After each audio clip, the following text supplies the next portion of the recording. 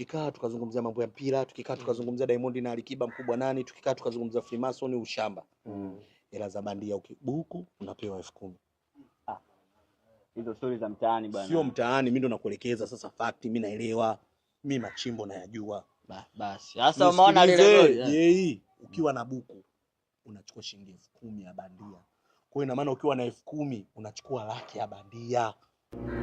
Usinibinye hivyo sasa. Unanibinye hivyo nini? Wewe unajua kama mimi guti langu bovu babu. Unanibinye hivyo nini? Huko kumbe sasa hapo kama vijana. Machimbo yanakuepo. Yaani machimbo yapo hapa town.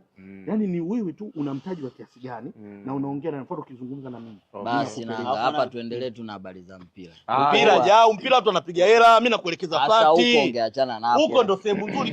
Point hizi. Oya bro. Point hizi. Katika maisha achana hizo point hizi. Achana na hizo. Katika maisha ngoja namuelekeza huyu fact. Katika maisha. Umeona maisha biashara haramu ndio inatubua.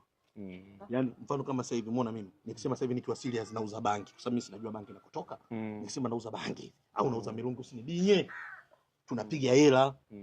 Au tuuze biskuti za bangi. Sasa wewe hapa ndio unataka kujua kwamba hizo vitu vinapatikana. Wewe unafahamiana nao watu au wewe unafanya? Vitu vinapatikana hujazungumza na watu. Wewe unaongea sana, wewe unaongea sana. Sio kuongea sana, mimi najua na kwa macho hivi nimeona na sehemu nazijua. Mimi sinatembea. Mimi mtoto wa mimi nimekulia hapa. Mimi nimekulia hapa.